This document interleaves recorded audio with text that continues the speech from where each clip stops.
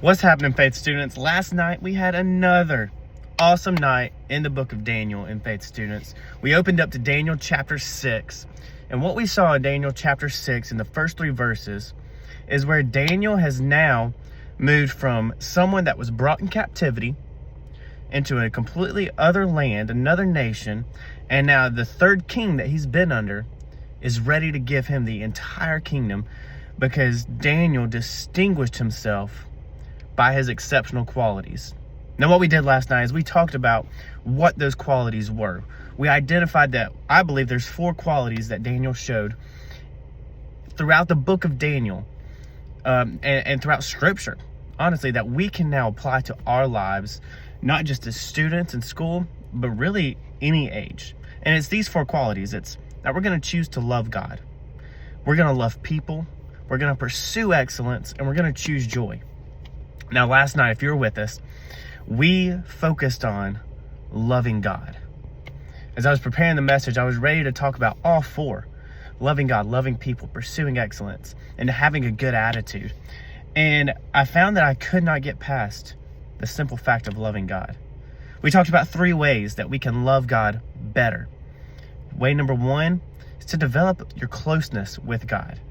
Develop your closeness with God. We looked at James chapter 4, verse 8, where it says, draw near to God, and he'll draw near to you. It's so funny, I talked about a story about how we have this cat that has come on the property, and we focused drawing near to that cat. We focused on loving on that cat, feeding it, being there for it. And what I found is when I walk outside, I can look around for this cat. I don't see the cat, but suddenly it comes flying, running towards me, getting under my feet, laying down, just wanting to be with me. I believe that when we draw near to God and we walk outside, we might not see him physically. We might not hear his voice literally, but when we're drawing near to him, he's going to draw near to us. And we're going to grow in relationship with Jesus because we're drawing close to him. So number 1, it was draw close to God. Develop your closeness with him. Number 2, it was this: develop your character. We spent time last night in Colossians chapter 3 talking about things that we had to get rid of, and then talking about this new nature we needed to put on, this kindness, humility, this gentleness, tenderheartedness. And when we develop our character, not only does that develop our closeness with God, but it helps us to love God even more. And I shared a story last night of Ellie. Right before she was ready to start school, I looked at her because she was frustrating me, and I said, Ellie, you've got to learn to listen. And her response was, well, I'll start learning that tomorrow. And I share that because don't wait till tomorrow to start developing your character. Develop your character today and love God more through your actions, through your words, and through the things you do in everyday life. Number 3 is this, what we talked about. So it was develop your closeness with God. Develop your character.